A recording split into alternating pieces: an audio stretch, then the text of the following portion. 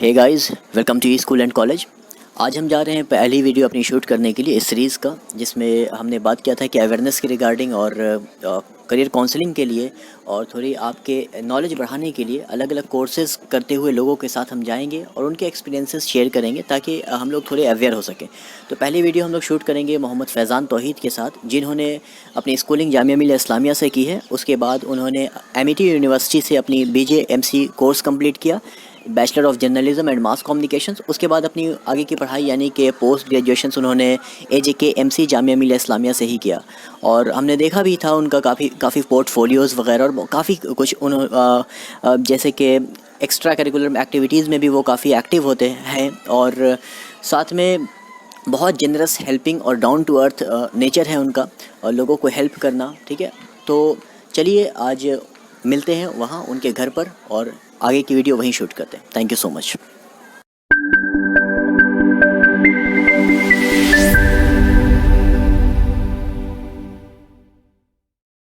Hey guys, welcome again to e school and college. आज ये video पहली video है इस सीरीज़ की और इस सीरीज़ में वीडियो अपलोड करने का मोटो क्या है, ये ऑलरेडी हम अपलोड कर चुके हैं कि एक्सपीरियंसेस को शेयर करना और साथ में जो भी लोगों के मतलब एक्सपीरियंस रहा है या फिर अवेयरनेस फैलाने, बेसिकली मतलब है हम लोगों का अवेयर करें लोगों को। ठीक है, तो इसे आने से पहले हमने फैज़ान भाई के बारे में आपको बता दिया है कि ये कौन है और अभी हम चाहते हैं कि फैज़ान भाई अपने बारे में कुछ बताएं, एजुकेशनल बैकग्राउंड आप अपना या फिर जो भी आप चाहें। श्योर। हाय, मेरा नाम मोहम्मद फैज़ान तौहीद है और मैंने अपनी जो प्राइमरी स्कूलिंग है वो छोटे से स्कूल है ज़ाकिर हुसैन पटना से की। बट आफ्टर दैट मुझे लगा कि Jamia will be a better option for me, क्योंकि वहाँ पे एक्सपोजर आपको ज़्यादा मिलता है। उस टाइम तक मुझे बहुत खासा इल्म नहीं था, नॉलेज नहीं थी जामिया के बारे में। बट हाँ, थोड़ा बहुत मुझे ब्रीफ नॉलेज थी कि हाँ जामिया मतलब बेटर रहेगा अगर मैं स्कूलिंग वहाँ से करता हूँ। तो शायद उस दौरान कुछ परसेंटेज इंटरनल का था, तो एक चीज़ मेरे जहन में ये थी कि अगर मैंने थोड़ी बहुत स्कूलिंग ढंग से की और मैंने मेहनत की तो मुझे उस चीज़ का इंटरनल का कुछ कोटा मेरे लिए मिल सकता है, जो आगे बेनिफिशियल रहेगा मेरे लिए, ग्रेजुएशन के लिए, मास्टर्स के लिए। तो मैंने वहाँ से अपनी सेकेंडरी स्कूलिंग और सीनियर सेकेंडरी स्कूलिंग वहाँ से की जामिया से। एंड आफ्टर दैट मैंने ग्रेजुएशन, जो कि मेरा ICOM स्ट्रीम था, तो मैंने BCom के लिए ट्राई करा था। तो BCom में अनलकली और लकली आप कह सकते हैं कि कुछ वेटिंग अराउंड शायद 14 और 16 की वेटिंग थी मेरी, जो कि अनफॉर्चुनेटली क्लियर नहीं हुई मेरी। तो आफ्टर दैट उस टाइम तो मुझे कुछ नहीं समझ में आया, वो काफ़ी वेग था, क्योंकि जहाँ तक मैं शुरू से बहुत क्लियर था कि मेरा ICOM स्ट्रीम है, तो फर्दर मुझे ग्रेजुएशन BCom से ही करना चाहिए।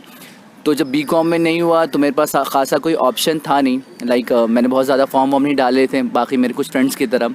वो क्या होता है कि आपके पास कुछ नहीं होता तो आप इधर उधर इंग्लिश ऑनर्स, उर्दू ऑनर्स नहीं। तो मैं बहुत ही क्लियर था कि मुझे BCom करना है। बट BCom जब हुआ नहीं तो मेरा ये शुरू से क्लियर माइंड था कि मुझे मास कम्युनिकेशन करना था। बट मैंने ग्रेजुएशन में आपका मुझे आइडिया नहीं था कि बैचलर में ही प्रोवाइड कर रहे हैं आपको जर्नलिज्म मास कम्युनिकेशन में, और ये जामिया में नहीं था। जामिया में बैचलर में मास मीडिया था। तो मेरे one of my friend Tauseef मेरा फ्रेंड था, वो काफ़ी गूगल कर रहा था उस दौरान। नोएडा में मतलब एक कॉलेज एमिटी यूनिवर्सिटी, जैसे कि आप लोग जानते होंगे। हाँ, तो मुझे उस बारे में काफ़ी इल्म नहीं था क्योंकि मैं जामिया में पढ़ा था, मुझे उसके बारे में कोई नॉलेज नहीं थी एमिटी यूनिवर्सिटी नोएडा के बारे में। तो मेरे फ्रेंड ने कहा, फैज़ान अगर तुझे मास कॉम ही करना है तो तुम क्यों नहीं ग्रेजुएशन उससे कर दो, कि तुम्हारा एक फाउंडेशन, जो तुम्हारा बेस है, वो और बेहतर हो जाएगा जब तुम मास कम्युनिकेशन फर्दर करोगे। तो मैंने बोला हाँ यार, क्यों नहीं इसके लिए ट्राई करते। तो फिर मैंने एमिटी के लिए ट्राई किया। वहाँ पे उन्होंने थोड़ा सा बेसिक टेस्ट लिए थे। उसके बाद फिर एक इंटरव्यू राउंड था, वो मैंने क्लियर करा। फिर मैंने अपना इंटरव्यू वहाँ क्लियर करने के बाद फिर मेरी वेटिंग लिस्ट क्लियर थी, वो जो कंफर्म हो गया। तो मैंने 3 साल जो अपना ग्रेजुएशन था जर्नलिज्म मास कम्युनिकेशन, वो वहाँ से मैंने एमिटी से करा। एंड उसके बाद फिर मास कॉम, इसमें भी लंबी स्टोरी मैं बताऊँगा मास कम्युनिकेशन के। मैंने फिर वहाँ से पोस्ट ग्रेजुएशन किया, मैंने डिप्लोमा इन एक्टिंग में। हाँ, तो फैज़ान भाई ने जैसा अपने बारे में बताया कि इनकी स्कूलिंग जो है जामिया मिलिया इस्लामिया से हुई, जो कि अपने आप में ही टॉप रैंक्ड यूनिवर्सिटी है, सेंट्रल यूनिवर्सिटी है। और उसके बाद इन्होंने अपने ग्रेजुएशंस अमेठी यूनिवर्सिटी में किया, अमेठी यूनिवर्सिटी से किया BJMC, bachelor of journalism and mass communications. Journalism के मामले में मैंने ख़ुद भी सर्च किया था तो टॉप इंडिया के टॉप 10 कॉलेजेस में ये है अमेठी यूनिवर्सिटी। तो वहाँ से फैज़ान भाई ने BJMC किया। तो देखिए, जब मैं ख़ुद भी था अपने स्कूल टाइम में, और फज़ान भाई हमसे कुछ आगे थे क्लास में, आगे पीछे ही थे हम लोग, तो उस वक्त जब फज़ान भाई का जामिया मिलिया इस्लामिया में हुआ था तो उतने हम लोग अवेयर नहीं थे, मैं ख़ुद भी और मेरे फ्रेंड सर्कल में और भी सारे दोस्त। तो फज़ान भाई का होने के बाद हमें बहुत सारी चीज़ें मालूमात हुई कि जामिया मिलिया इस्लामिया में ये कोर्स होते हैं। अलीगढ़ मुस्लिम यूनिवर्सिटी के बारे में मालूम था, कुछ भाई थे, लेकिन इनके बारे में ज़रा भी कुछ मतलब क्या क्या कोर्स होता है, तो उसकी वजह से हम लोगों ने भी अपनी पढ़ाई को आगे कंटिन्यू कर पाए उस यूनिवर्सिटी में। तो और भी जैसे कि फज़ान भाई ने बीजेएमसी किया, bachelor of journalism and mass communications, तो ये आपको पता होगा शायद कि जर्नलिज्म एंड मास कम्युनिकेशन के बारे में, लेकिन फिर भी मैं वीडियो बना रहा हूँ तो इसके बारे में कुछ आपको बता देता हूँ कि देखिए, मास कम्युनिकेशंस वो प्रोसेस है जिसमें एक इंडिविजुअल या फिर ग्रुप ऑफ इंडिविजुअल या एक ऑर्गेनाइजेशन अपनी मैसेज को कन्वे करती है ग्रुप ऑफ पीपल तक, और वो मैसेज को पहुंचाने के लिए कोई भी मीडियम का इस्तेमाल कर सकती है, जैसे प्रिंट मीडिया हो गया या सोशल मीडिया हो गया, और जर्नलिज़म उससे एक अलहदा है। अगर आप मास कम्युनिकेशंस की बात करें, अगर इसका दायरा काफ़ी ज़्यादा बड़ा है जर्नलिज़म के मुकाबले में। मास कम्युनिकेशन अगर एक पेड़ है तो उसके एक ब्रांचेज़ है जर्नलिज़म। तो मास कम्युनिकेशंस में बेसिकली आपका टीवी है और रेडियो है और फिल्म मेकिंग है, फिल्म प्रोडक्शंस है, पब्लिक इंटरेक्शंस है, एडवर्टाइजिंग है, ये सब कुछ है। जबकि जर्नलिज़म में न्यूज़ है और रिपोर्टिंग है, एडिटिंग है, ये सब कुछ है। तो मैं ये जानना चाह रहा था फज़ान भाई, आपने जामिया मिलिया इस्लामिया से अपनी स्कूलिंग की, ठीक, तो उसमें जामिया मिलिया इस्लामिया पहले तो वहाँ तो एंट्रेंस क्रैक करना होता है, एंट्रेंस क्लियर करना होता है किसी भी कोर्स के लिए। तो लोगों में वही बेजानी है कि जामिया मिलिया इस्लामिया में एडमिशन हो जाए लेकिन एंट्रेंस नहीं निकल पाएगा, पहले से ही वो हो जाए, मतलब दिमाग में एक चीज़ है, क्या ये मिथ है, र्यूमर है, क्या ये फैक्ट है कि थोड़ा एंट्रेंस निकालना मुश्किल होता है या फिर बहुत मुश्किल होता है एंट्रेंस निकालना अलग अलग कोर्सेज़ के लिए? क्योंकि आपने स्कूलिंग के लिए भी एंट्रेंस क्रैक किया, उसके बाद आपने फिर AJMC बताया ना, AJKMC जी, उसमें ने आपने एंट्रेंस वगैरह दिया। तो आप क्या बोलते हैं कि एंट्रेंसेस क्या बहुत मुश्किल होते हैं जामिया मिलिया इस्लामिया के? नहीं, बेसिकली मैं बात करूं तो सिर्फ जामिया के लिए नहीं, अगर आप ओवरऑल अगर किसी भी तरह के एंट्रेंस के लिए प्रिपरेशन करें, इधर you go for UPSC, IPSC या फिर किसी भी तरह का आप कंपटीशन के एग्ज़ाम दे रहे हैं, तो जो बेसिकली चीज़ जो सबसे इम्पॉर्टेंट होती है वो आपको पैटर्न होता है। कि अगर आपको पैटर्न के बारे में मालूमात है तो चीज़ आपके लिए, अब क्या होता है कि आप पढ़ कुछ और रहे, आपको पता नहीं पैटर्न एग्जाम क्या आना है, और फिर जब आप क्वेश्चन पेपर एग्जाम के दौरान देखते हैं अरे यार इसकी तो मैंने प्रिपरेशन नहीं की, तो वहाँ पे एक जो पैनिक अटैक होता है, अरे यार ये तो पढ़ाई नहीं किया, मैं करके आया कुछ और एग्जाम। तो वहाँ पे मसला ये होता है कि आपका जो क्वेश्चन का पैटर्न था, आपने पढ़ा कुछ और है, आया कुछ और, तो बेसिकली बहुत सारे जो स्टूडेंट हैं उनको पता ही नहीं कि क्वेश्चन क्या आ रहा है, तो वहाँ पे गलतियाँ होती हैं। अगर आपको कोई तरह से कोई सीनियर्स हैं या फिर आपने एग्ज़ाम दिया या फिर आप कोई टीचर्स हैं, आपको, क्योंकि बहुत सारे बच्चे मेरे ख्याल से कोचिंग भी करते हैं एंट्रेंस एग्ज़ाम के लिए, और उन बच्चों का जो परसेंटेज वो हाई होता है सिलेक्शन के मामले में। बाकी जो बच्चे जो बिल्कुल वेग होते हैं, उनको पता नहीं कहाँ से उन्होंने पढ़ाई की है और जिनको आइडिया नहीं होता, तो उनके परसेंटेज कम है सिलेक्शन के मामले में, क्योंकि उनको एग्जैक्टली आइडिया नहीं होता है कि हाँ क्या करना है, क्या पढ़ना है। तो अगर आपको पैटर्न क्लियर है, कुछ बच्चे जिनको सीनियर्स होते हैं, जैसे कि मेरे किसी सीनियर्स थे, जब मैं प्रिपरेशन कर रहा था, मैंने कोई कोचिंग नहीं की थी, बट मेरे सीनियर्स थे जिन्होंने उनका 9th-10th में हो गया था, 11 में 12 में उन्होंने कर रखा था जामिया में, तो उन्होंने मुझे गाइड करता है फैज़ान देखिए ये पढ़ना है, तो उस चीज़ से मुझे बहुत हेल्प हुआ था।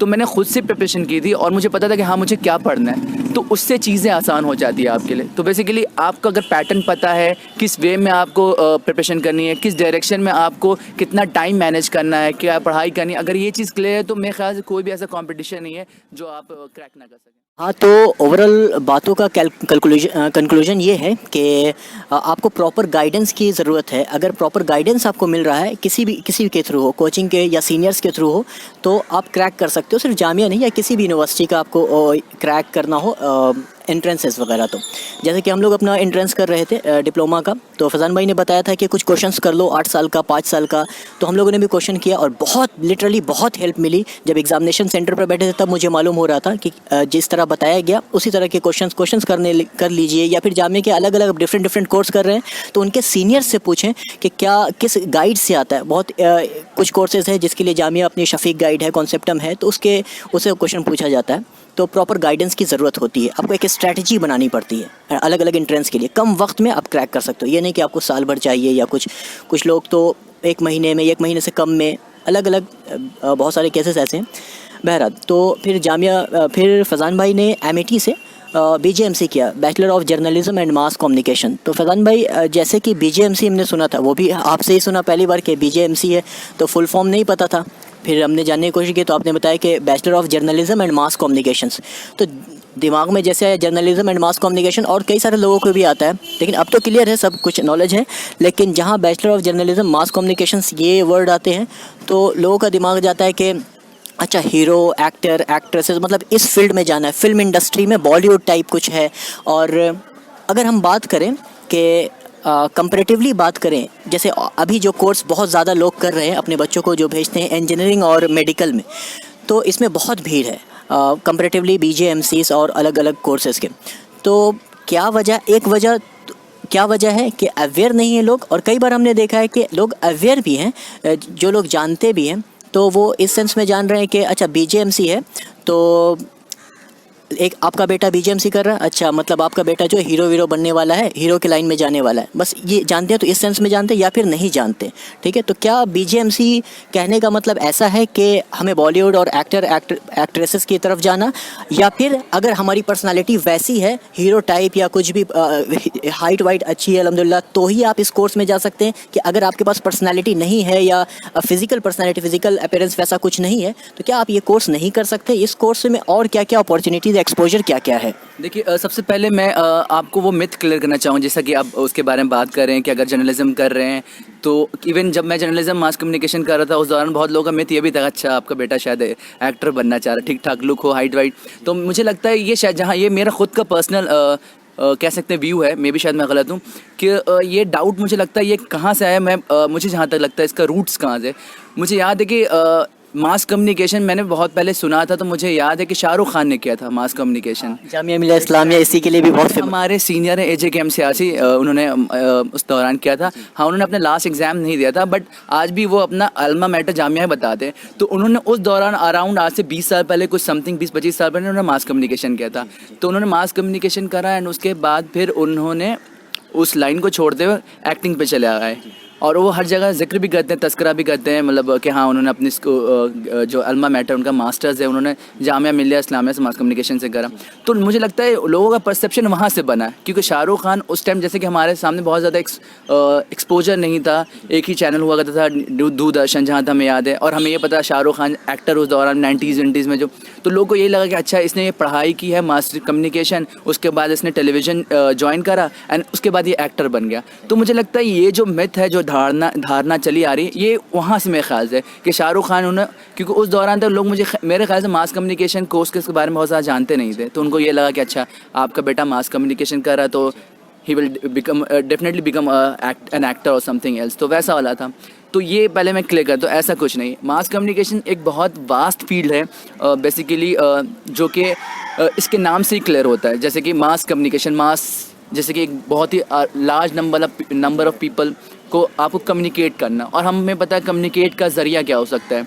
कम्युनिकेट इधर आप प्रिंट मीडिया से कर सकते हैं, और आजकल जैसे जब से आपका डिजिटल इतना डेवलप हुआ है, फेसबुक है, तमाम तरह के जो न्यूज़ हैं आजकल के जो यूट्यूब पर हैं, क्विंट है, इन तमाम तरह की चीज़ें, फिर आपका टेलीविज़न है, रेडियो है, और तमाम तरह की मीडिया जिससे आप किसी को इन्फॉर्मेशन कर सकते हैं, किसी को कम्युनिकेट कर सकते हैं, उसको हम बेसिकली ये कर सकते हैं। और जो बैचलर ऑफ जर्नलिज्म की बात करूं, जैसे कि भाई कह रहे थे, तो मैं उनको करेक्ट करना चाह रहा हूं कि जर्नलिज्म मास कम्युनिकेशन एक पूरा एक कंप्लीट पैकेज, जिसका एक सेक्शन है बैचलर ऑफ जर्नलिज्म। ये एक कंप्लीट मास कम्युनिकेशन है, जिसका एक स्पेशलाइजेशन कोर्स है बैचलर ऑफ जर्नलिज्म। तो ये जो मास कम्युनिकेशन तो पूरा पढ़ाएंगे ही आपको, बट उसमें एक सेक्शन है जर्नलिज्म जो कि वो उसको कवर अप करा रहे हैं, वो वाली चीज़। जैसे कि अगर मान लीजिए मास कम्युनिकेशन ही है, बैचलर ऑफ जर्नलिज्म, एक न्यूज़ का एक अलग सेक्शन चला गया। कुछ है जैसे कि मेरा इंटरेस्ट था, जब मैंने ग्रेजुएशन कर रहा था तो मेरा इंटरेस्ट था उस टाइम EC में, इलेक्ट्रॉनिक कम्युनिकेशन में। तो इलेक्ट्रॉनिक कम्युनिकेशन में क्या था, मुझे लगता है ठीक ठाक मैं बोल लेता हूँ, ऐसा मुझे लगता है, मैं प्रेजेंट कर सकता हूँ, और प्रेजेंटिंग मेरे अंदर वो एबिलिटी है, कैपेबिलिटी है। तो मुझे ये लग रहा था कि मैं शो होस्ट कर सकता हूँ, एंकरिंग कर सकता हूँ। तो मुझे ये था कि मैं टेलीविज़न में शो होस्ट कर सकता हूँ, एंकरिंग कर सकता हूँ। तो ये मेरा ये था, एक व्यू था।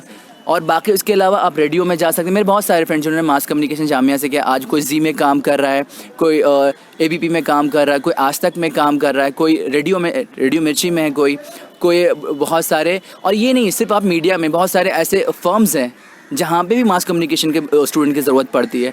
क्योंकि मैं अभी क्लियर करूँगा आपको बहुत सारी चीज़, जैसे कि अब न्यूज़ में, तो न्यूज़ में लगता है अरे ये बंदा न्यूज़ में जा रहा है तो ज़रूरी है कि वो कैमरे के सामने ही बैठ के कैमरे की बात तो वही करेगा, ये नहीं। अगर आप वो जो न्यूज़ में देख रहे हैं वो मेरे ख्याल से महज 5 to 10% है जो ऑन द कैमरा फेस करें, जो कि उससे बड़ा परसेंटेज ऑफ द कैमरा वालों का। जैसे कि ऑफ द कैमरा अगर मैं बात करूं तो वहाँ पे आप एडिटिंग का काम है, पिचिंग का काम है, तमाम तरह की चीज़ें हैं, बहुत सारी चीज़ें जो पेपर वर्क है, तो वहाँ पे भी बहुत सारे एक्सपोजर। बहुत लोग हैं जो कैमरा फेस करने में कंफर्टेबल नहीं होते हैं, बहुत ज़्यादा लोग एंकरिंग को प्रेफर नहीं करते हैं, कुछ लोग हैं जो शो होस्ट नहीं कर सकते हैं, तो उनके लिए भी बहुत ज़्यादा एक्सपोजर। अब भाई का एक क्वेश्चन था ताजवर का, वो कह रहा था कि हमारे जो नंबर ऑफ़ पीपल, जो परसेंटेज है वो ज़्यादा इंजीनियरिंग डॉक्टर क्यों जाना चाहता है, वहाँ पे इतनी भीड़ होने के बाद, क्राउड होने के बावजूद भी लोग प्रेफर क्यों करते हैं? क्योंकि मेरे ख्याल से लगता है कि लोगों को इन्फॉर्मेशन नहीं है, अवेयरनेस नहीं है। क्योंकि अगर लोगों को इन्फॉर्मेशन अवेयरनेस हो तो मेरे ख्याल से जितना आज के दौर में अगर मैं बात करूं रिसेंट 10 से 15 साल में मास कम्युनिकेशन का जो दायरा, जितने सारे टेलीविज़न, पहले जैसे चैनल एक था, दूरदर्शन था, तो बहुत लिमिटेड अपॉर्चुनिटी थी। अब क्या है कि इतने चैनल्स हैं, चैनल्स के अलावा अब आपके पास सोशल मीडिया का सपोर्ट है, यूट्यूब है, बहुत सारे ऑनलाइन न्यूज़पेपर है, जैसे क्विंट है, बेवकूफ़ तो आपका ऑनलाइन हो गया, लल्लन टॉप टाइप के, और बहुत सारे ऐसे न्यूज़ हैं जो ऑनलाइन ही वर्क कर रहे हैं, तो वहाँ पे भी आपके पास अपॉर्चुनिटी है, आप वहाँ पे भी काम कर सकते हैं। अब इंजीनियरिंग डॉक्टर क्या होता है कि माँ बाप क्या होता है कि जैसे कि हम लोग मिडिल क्लास फैमिली से बिलोंग करते हैं, तो वो हमेशा से एक सेफ साइड खेलते हैं। अब क्या होता था कि पहले क्या होता था कि हम लोग के दौर में क्या, अभी भी रिसेंटली भी अभी भी लोगों की ऐसी है कि वो जनरली प्राइवेट सेक्टर की नौकरी को प्रीफर नहीं करते। अरे बेटा मेरा क्या है, मैं तैयारी करा रहा हूँ गवर्नमेंट, क्यों गवर्नमेंट फिर भी क्या है, सेफ साइड है। भले ही वहाँ पे उनको 8,000 मिले, 12,000 मिले, 15,000, they don't give a dam. But मसला क्या होता है कि अगर वो प्राइवेट में 40,000 भी कमा रहा है तो उन्हें डाउट है, अरे वो प्राइवेट में है, ये है, वो है, तो वो हमेशा एक सेफ साइड के लिए जाते हैं कि 12,000 मिल रहा लेकिन है तो गवर्नमेंट का ना, भले ही वो कुछ भी XYZ काम कर रहे हैं। तो मैं कह सकता हूँ कि सेम जो एक मिथ है, सेम एक जगह कह सकते हैं अवेयरनेस नहीं है। तो इंजीनियरिंग डॉक्टर का मसला है, इंजीनियरिंग कर रहे हैं और उनके पास जिस तरह से आप देख रहे हैं जितनी रिक्वायर्ड आपको नंबर है उससे कहीं ज़्यादा इंजीनियर, जितनी आपको कंपनी में ज़रूरत है 8-10, अगर मान लीजिए सीट खाली हैं तो उस 8-10 सीट के लिए बच्चे मतलब अलाउट हो रहे हैं, और फिर कम से कम 3,000 8,000 4,000, तो इतना ज़्यादा भीड़ है और लोग बोलते हैं फिर जॉब नहीं हो रही। तो मसला ये है कि जितनी रिक्वायरमेंट है उससे ज़्यादा लोग हैं। और मास कम्युनिकेशन में क्या है कि लोगों को अवेयरनेस नहीं है। अब देखेंगे जिस तरह से न्यूज़ है, प्रिंट मीडिया है, रेडियो है, हर जगह आज के दौर में ज़रूरत है, लेकिन बहुत लोग को अवेयरनेस नहीं है कि भाई क्या करें। माँ बाप भी रिस्क नहीं लेना चाहते कि अरे कोर्स कैसा है, मतलब फिर बच्चे को मेरे क्या जॉब मिलेगी। मतलब मिला जुला के अवेयरनेस की कमी है, ठीक है। बेसिकली हम लोग देख रहे हैं कि अवेयरनेस की कमी है, या इन्फॉर्मेशन भी है तो प्रॉपर इन्फॉर्मेशन नहीं है। अगर हमने इस पर भी बात की कि अगर एक ग्रुप ऑफ पीपल अगर ऑफ कैमरा रहकर इस कोर्स को करना चाहते हैं और इसके थ्रू आप जॉब करना चाहते हैं तो बिल्कुल कर सकते हैं। और साथ में फैज़ान भाई, मैं ये जानना चाह रहा था कि स्कोप्स और कॉम्पिटिशन्स के रिगार्डिंग कि अगर आप इस कोर्स को करते हैं और इन जैसे कोर्सेज़ को करते हैं, जर्नलिज्म एंड मास कम्युनिकेशंस, जैसे इंजीनियरिंग और मेडिकल है, तो एक हॉस्पिटल में बहुत सारे डॉक्टर्स होते हैं और एक इंडस्ट्री में, फैक्ट्रीज़ में बहुत सारे इंजीनियर भी होते हैं, लेकिन एक फ़िल्म अगर बन रहा है तो उसमें एक डायरेक्टर, एक राइटर या एक कोरियोग्राफर, जो भी है, पोस्ट एक है। तो क्या कंपटीशन मतलब आगे जाके उन जॉब मिलना मुश्किल होता है कंपैरेटिवली? इंजीनियरिंग और मेडिकल की सिर्फ बात नहीं करें, कंपैरिजन नहीं करें, सिर्फ अगर बात करें कि क्या जॉब पाना मुश्किल होता है या फिर जॉब मिल जाती है आपको? मतलब अगर आप देखिए, आप जैसे कि अंजना कश्यप या फिर रविश कुमार, हर कोई तो नहीं बन रहा है। अगर जर्नलिज्म में जाएगा तो बहुत से मेजॉरिटी ऑफ लोग हैं ये कोर्स कर रहे हैं, तो उनका क्या बनेगा? मतलब वो देखिए, मैं क्लियर, जैसा आपने बताया कि बहुत सारे लोग हैं जो डायरेक्टर नहीं बनते, प्रोड्यूसर नहीं बनते, सेम उसी तरह से जैसे कि किसी भी कंपनी का CEO एक ही होता है, उस तरह से डायरेक्टर वो एक प्रोडक्ट का समझ लीजिए कि एक मालिक है। अगर आप इंजीनियर हैं तो आप इंजीनियर ही हैं, वहाँ पे एक वर्किंग आप हैं, वर्किंग क्लास हैं, पीपल हैं, आप वर्किंग काम कर रहे हैं वहाँ पे, आप उस कंपनी के CEO नहीं है। सेम एज दैट फिल्म के साथ है, अगर आप मास कम्युनिकेशन कर रहे हैं तो वहाँ का जो प्रोडक्ट का जो मेन इंचार्ज है या फिर जो कि मालिक है वो डायरेक्टर है। तो वहाँ पे जितने काम करने वाले वो एम्प्लॉय हैं, सेम एज दैट कि आप जो इंजीनियरिंग कर रहे हैं तो आप वहाँ पे इंजीनियरिंग काम तो कर रहे हैं ना, आप तो उस चीज़ के मालिक नहीं हो गए फर्म्स के। तो जो प्रोडक्ट बना रहा डायरेक्टर वो उस प्रोडक्ट का मालिक है। जिस तरह मैंने नीचे भी हाँ, ये बहुत सारे काम है, बहुत बहुत अलॉट, मतलब समझ लीजिए एक फिल्म में सिर्फ काम डायरेक्टर प्रोड्यूसर ये दिखने वाला काम है। और जो नहीं भी दिख रहे हैं वो सब ये कोर्सेज करके आ चुके हैं, मतलब जो और भी नीचे में काम कर रहे हैं सब कोर्स किए रहते हैं, जर्नलिज्म एंड मास कम्युनिकेशन और भी सारे। देखिए मैं भी अभी फ़िलहाल 8-9 मंथ में मुंबई में था, मैं ट्राई कर रहा था इसी के लिए, मतलब मेरा इंटरेस्ट होस्ट, जैसे मैंने आपको पहले ही बताया कि इलेक्ट्रॉनिक कम्युनिकेशन शो होस्ट और एंकरिंग में था, वीजे थोड़ा स्पेशली। तो वहाँ पे क्या सीन है कि बहुत सारे लोग वहाँ पे उनको पता ही नहीं, वहाँ पे भी सीन है कि वहाँ पे उन्होंने जर्नलिज्म मास कम्युनिकेशन करा नहीं है।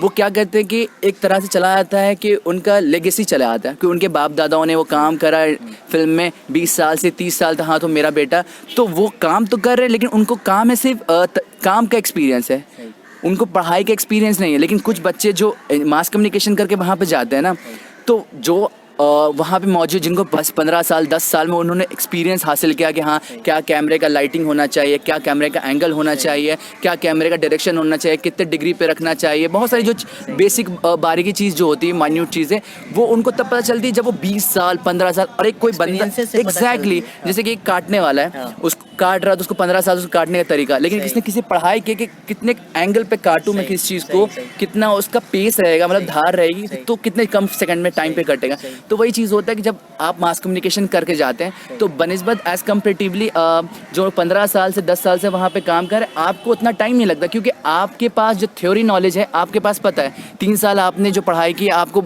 पता होता है कि हाँ जर्नलिज्म में या मास कम्युनिकेशन बहुत सारी जो चीज़ें बहुत सारी, उसमें भी मैं आपको आगे जैसे शो होगा मैं आपको सब्जेक्ट्स के बारे में बताऊँगा कि कितना हेल्पफुल है आपके मास कम्युनिकेशन कोर्स के लिए या फिर फिल्म के लिए।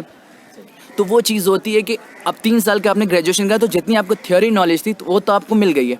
अब क्या होता है कि डे बाय डे जब आप काम कर रहे होते हैं फील्ड में, इंडस्ट्री में, तो विद इन 2, 3, 4 जितने भी आपके एक्सेप्ट करने के ऊपर, अगर कोई बंदा बहुत लेबोरियस है, बहुत ज़्यादा हार्ड वर्किंग है या फिर बहुत ज़्यादा स्मार्ट है, तो उसको 3 साल 4 साल लगेगा वो चीज़ को अडेप्ट करने में। बाकी जो लोग हैं जिन्होंने पढ़ाई नहीं करी तो वही 15 साल 16 साल। तो ये फ़ायदा होता है जब आप मास कम्युनिकेशन, और वहाँ पे क्या होता है जब आप बच्चे मास कम्युनिकेशन करके जाते हैं और इंडस्ट्री में जब तुम्हें लगता है कि अरे यार ये बंदा मास कम्युनिकेशन इसको किया जाए, क्योंकि इसको उसमें कम इन्वेस्टमेंट में टाइम देकर वो ज़्यादा अचीव कर सकता है। थ्योरेटिकल पोर्शंस वो कंपेयर कर, थ्योरेटिकल क्या वो प्रैक्टिकल भी आपने अमेठी यूनिवर्सिटी से। अच्छा हाँ, इसकी बात हम कर रहे थे कि अच्छा स्किल्स की भी बात करनी थी कि अलग अलग स्किल्स इसमें सिखाए जाते हैं कि मान लीजिए आप इस कोर्स के लिए ये होना चाहिए, या फिर आप ये कोर्स कर चुके हैं तो आप में डेवलप्ड हो जाता है कि कॉन्फिडेंस है या क्रिटिकल थिंकिंग है या फिर और भी सारी चीज़ें, यानी कि पब्लिक स्पीकिंग्स है या फिर कमांड ऑन लैंग्वेज है, ये सब स्किल्स अगर मान लीजिए ये, मुझे लगता है करियर काउंसलिंग एक बहुत बड़ी चीज़ है जो आगे जाकर हम लोग, ये तो होता है नॉर्मली, लेकिन करियर बेसिकली जो रियल करियर काउंसलिंग होती है उसमें बहुत सारे पैसे पे करने पड़ते हैं और होते हैं, लेकिन लोगों को मालूम नहीं है। बहुत सारे बच्चे ऐसे हैं जिनके पास वो है, कॉन्फिडेंस है या फिर क्रिटिकल थिंकिंग है, ठीक, उसके बाद लैंग्वेज भी है, स्पीकिंग भी है, वो डिलीवर अच्छे से कर सकते हैं, हाउ टू बिहेव, मतलब कैमरे के सामने किस तरह या फिर अलग अलग सिचुएशंस में कैसे रिएक्ट करना है वो उनको आता है। तो ये बाय डिफ़ॉल्ट उनके अंदर में। तो अगर करियर काउंसलिंग जैसे कोई एक प्लेटफॉर्म हो या यूट्यूब के थ्रू हो तो उनका थोड़ा अच्छा हो पाएगा। अच्छा, मैं ये जानना चाह रहा था, इसके स्किल्स की तो बात की हम लोगों ने, कि मान लीजिए कि एक स्टूडेंट है जो स्टूडेंट नहीं भी है या स्टूडेंट है तो बीजेएमसी का नहीं है, वो जर्नलिज्म एंड मास कम्युनिकेशंस का नहीं है, अब प्रोटेस्ट वगैरह में है या उसको अपनी बात रखनी है, प्रिंसिपल ऑफिस में रखनी है या मेजॉरिटी ग्रुप ऑफ पीपल के सामने अपने आप को प्रेजेंट करना है। तो कई बार क्या होता है कि कैमरा जैसे आता है, ठीक है, तो उन्हें कैसे प्रेजेंट करना है, ख़ुद को कैसे रिएक्ट करना है, किसी सिचुएशन या किसी बात पर कैसे बिहेव करना है, या फिर अपने आप को और अपने बात को कैसे प्रेजेंट करना है, वो नहीं कर पाते हैं। जैसे कि हमने कई बार देखा है, कुछ प्रोटेस्ट हो रहा है, कैमरामैन यहाँ पर आए, कैमरामैन या मीडिया पर्सन कोई भी उनके पास आ जाते हैं तो वो ख़ुद को प्रेजेंट नहीं कर पाते या अपनी बात को प्रेजेंट नहीं कर पाते। तो क्या ये चीज़ बेसिकली बेसिक्स है, ज़रूरी है सभी लोगों के लिए? बीजेएमसी तो ठीक है सिखाई जाती है बातें, लेकिन सभी लोगों को ये जानना या फिर ज़रूरी है जानना, और ज़रूरी है जैसा कि हम बात कर ही रहे हैं, ये तो पता चल रहा है। लेकिन कई स्कूल में ये सारी चीज़ें सिखाई जाती हैं, लेकिन स्कूल्स के वगैरह अगर स्कूल्स में और इंस्टीट्यूट में अगर नहीं सिखाई जा रही है तो हम क्या कर सकते हैं? मतलब हमारी क्या प्रैक्टिसेस हो सकती है जिसके थ्रू हम अपने आप को थोड़ा कॉन्फिडेंट हो जाएं और ख़ुद को कैमरा या फिर अपने बात को अच्छे ढंग से प्रेजेंट करने वाले हो जाएं। तो आपके नज़दीक पर्सनली आपको जो लगता है कि क्या करना चाहिए कि हम अब खुद को और अपनी बात को सही ढंग से प्रॉपर वे में प्रेजेंट कर पाएँ? देखिए, मैं फ़र्स्ट ऑफ ऑल सबसे पहले बात ये करना चाहूँगा कि ये बहुत ही नेचुरल फिनोमिना, बहुत ही, मतलब ये सिर्फ हम और आप नहीं बात क्या करें, बहुत ऐसे जो सेलिब्रिटी हैं, मान लीजिए कोई राइटर हैं या कोई बहुत है, लेकिन अगर वो कैमरे पे आते हैं तो वो कॉन्शियस हो जाते हैं। ये सिर्फ हम अपनी नॉर्मल इंसान की बात कर रहे हैं कि हमको लगता हो कि यार हम ऐसे तो बहुत अच्छी बात कर लेते हैं दोस्त यार के सामने, बट जब कैमरा ऑन होता है तो हम कॉन्शियस क्यों हो जाते हैं? तो ये सिर्फ बहुत ही नेचुरल चीज़ है। ये अगर हम मान लीजिए, ये तो हम और आप में बहुत सारे ऐसे लोग हैं जो कि सेलिब्रिटी हैं, नेता हैं, या कोई भी किसी का नाम लीजिए, वो ऑन द कैमरा आने के बाद वो भी हेजिटेट हो जाते हैं। जैसे कि अभी मैं आपसे बात कर रहा तो शायद मैं हेजिटेट नहीं, क्योंकि मैं इनको जानता हूँ। ये एटमॉस्फेयर, ये वाइब मेरे लिए कॉमन सी है, क्योंकि ये जो एरिया है, अगर ये कहीं और जहाँ पे जाता होता या कहीं सेक्शन में होता है तो शायद मैं वहाँ पे अनकंफर्टेबल हो जाता। मुझे बनिस्बत जितना टाइम मुझे यहाँ पे कंफर्ट होने में लग रहा है, वहाँ पे थोड़ा ज़्यादा लगता। मैं शायद रीटेक ज़्यादा देता, इतना कॉन्फिडेंटली मैं अपनी बात को नहीं रख पाता। तो at a certain time amount और एट अ सर्टेन स्टेज पे हर इंसान को अलग अलग किस्म का आपको हेजिटेशन होता है। मैंने शायद शाहरुख खान का एक इंटरव्यू देखा था, अक्षय कुमार का, वो भी कह रहे थे कि हमें भी आज भी हेजिटेशन होता है, इवन 160-80 मूवीज़ करने के बावजूद भी, लेकिन उनके अंदर इतना ज़्यादा वो होता है ना कि आप पकड़ नहीं पाएंगे उनका हेजिटेशन, क्योंकि वो इतना जल्दी कवर अप कर लेते हैं 2 से 3-5 मिनट में। अब हमें क्या है कि अभी मैं ताजवर को पहले से जानता हूँ, क्योंकि मैं जूनियर हैं और हमारा एक अच्छा वो बॉन्डिंग है और हम एक दूसरे को बचपन से जानते हैं, तो इनके सामने मेरा कंफर्ट लेवल अलग है, तो मैं इनके सामने बोल सकता हूँ, अपनी बात रख सकता हूँ। लेकिन अगर कोई फर्दर इंटरव्यू मेरा शायद लेता या कोई ऐसा रिनाउंड पर्सन जिनको मैं देख के थोड़ा नर्वस हो जाता, तो वहाँ पे मेरा एक नर्वसनेस आपको वीडियो में देखता। अभी मुझे याद है कि बहुत ही पर्सनल मैं चाहता हूँ कि शायद आपके साथ शेयर कर लूँ। एक ऑनलाइन परफॉर्मेंस था, एक फेसबुक पे कुछ, तो कोई एक बहुत बड़े राइटर थे हिंदी के, प्रभात मिश्र जी, तो उनकी कलाकृतियाँ मुझे पेश करना था। जैसे कि मेरे हिंदी उतना वो नहीं, ज़बान नहीं, बट फिर भी मैंने I took it as a challenge, तो मैंने ले लिया और मुझे लगा कि हाँ यार मैं ठीक ठाक करता हूँ, कर लूँगा, बहुत ईजी है। और उनकी जीवनी को प्रेजेंट करना था फेसबुक लाइव पे, तो मेरे लिए था कि मैंने कर रखा था। लेकिन ये आप नहीं जानते कब आप लड़खड़ा सकते हैं। तो मैंने जब वो करा तो बहुत लोगों ने बोला ठीक था, बट डीप डाउन मुझे ये फील आया कि मैं नर्वस था, और कुछ लोगों ने उस चीज़ को नोटिस भी करा हुआ कि हाँ यार ये बंदा नर्वस था, थोड़ा सा फंबल करा, मैं थोड़ा सा स्टैमरिंग हो रही थी, क्योंकि कई बार चीज़ें जो आपने पहले नहीं करी होती है, एक्सपीरियंस नहीं किया होता है, तो वो चीज़ आपके ऊपर ऐसे होता है यार ये तो होगा नहीं, और अच्छा नहीं किया तो क्या होगा। तो ये चीज़ क्या है कि एक तो कुछ लोगों में होता है कि गॉड गिफ्टेड होता है, कुछ लोगों में बाय बर्थ होता है, लेकिन ये चीज़ लर्न करनी जाती है। हर चीज़ ऐसी कोई भी चीज़ नहीं है कि आप लर्न नहीं कर सकते। हर चीज़ कहते हैं ना कि एक इंग्लिश का कोट है कि practice makes the man perfect, तो वो चीज़ है कि हाँ ठीक है, आप जो गॉड गिफ्टेड लोग हैं उनको उतना टाइम नहीं लगेगा जितना आपको लगेगा, तो लेकिन अगर आप उससे ज़्यादा टाइम देंगे उस चीज़ के लिए, हाँ कुछ लोग होते हैं जो बाय बर्थ ही टैलेंटेड होते हैं, बाय बर्थ ही मतलब उनमें एक अलग अलग होता है कि बनाने वाले ने, अल्लाह ने, खुदा ने, भगवान जो भी क्रिएटर हैं इस दुनिया के, सबको एक अलग अलग खूबी और स्पेशलाइजेशन से बनाया। तो कुछ लोग होते हैं बहुत जल्दी अडैप्ट करते हैं। कुछ बच्चे, अभी हम वीडियो देखते हैं यूट्यूब पे या फिर ऑनलाइन, 3 साल के बच्चे इतना अच्छा परफॉर्म कर रही होती है, इतना अच्छा बोल रही होती है कि बड़े बड़े लोग नहीं, तो उसके अंदर गॉड गिफ्टेड है। अब कुछ बच्चे जो 25 साल के, 30 साल के या 50 साल के, वो कैमरे, मेरे पापा ऐसे बहुत बोल रहे हैं, बहुत ज़्यादा वोकल हैं, बहुत ज़्यादा, लेकिन एक बार का कुछ सॉरी ईटीवी बिहार का एक शो था मम्मी का, मिसेस भाग्यशाली, जब उनके सामने कैमरा ऑन हुआ वो एकदम लिमिटेड हो गए वॉइस, हाँ ठीक जी, और आज भी हम लोग नेचुरल फिनोमेना है। बिल्कुल, हम लोग आज ही पापा का वो मजाक बना दे, क्योंकि जब भी हम लोग वीडियो उसको सेव कर रखा है तो हम लोग देखते हैं, हम लोग पापा आप तो ऐसे बहुत बोलते हैं लोगों के सामने, तो कैमरा ऑन होने के सामने बहुत लोग ऐसा होता है, मैं आप हर कोई का वो होता है। तो ये चीज़ लर्न की जा सकती है। वही वाली चीज़ है कि अगर आप ड्राइवर हैं और आप बिल्कुल नूब ड्राइवर, बहुत ही कह सकते हैं कि अब मैच्योर हैं, लेकिन चलाते एक वक्त ऐसा आता है कि आपको आ जाती है ड्राइविंग। क्या होता है कि आपने उस चीज़ पे इतना टाइम दिया, इतना एफर्ट दिया, तो वो चीज़ सेम कैमरे के साथ भी, अगर आप जितना अब जिस तरह से ऑनलाइन अपने साथ दोस्तों के साथ मिलके वीडियो बनाएं, जितना अपने आप को, अब तो सेल्फीज़ का दौर है, ऑनलाइन अपने हाँ मोबाइल अपने फ्रंट कैमरा ऑन करा, अपना बनाया, तो उससे क्या होता है कि कुछ भी चीज़ मेरे को नहीं लगता है, हाँ टाइम टेकिंग ज़्यादा होगा, वो आपकी कैपेबिलिटी के ऊपर है, आपके हार्ड वर्क के ऊपर। अगर आप जितना टाइम देंगे आप उतना ज़्यादा लर्न करेंगे। कुछ लोग हैं जो कम टाइम देकर ज़्यादा कर सकते हैं क्योंकि उनमें वो गॉड गिफ्टेड चीज़ होती है मेरे ख्याल से। ठीक है, तो practice makes be a man perfect. तो आप अगर प्रैक्टिस करते रहेंगे, और दूसरी बात फैज़ान भाई ने ये कही कि गलतियां होती हैं, कवर अप भी आना चाहिए कि कवर अप आप कैसे करें। तो आप अपनी गलती को आइडेंटिफाई कीजिए, वीडियोस वगैरह प्ले करके खुद कहाँ पर आप गलती कर रहे हैं, कहाँ पर आपको काम करने की ज़रूरत है, आप पर्सनली देखिए और काम कीजिए।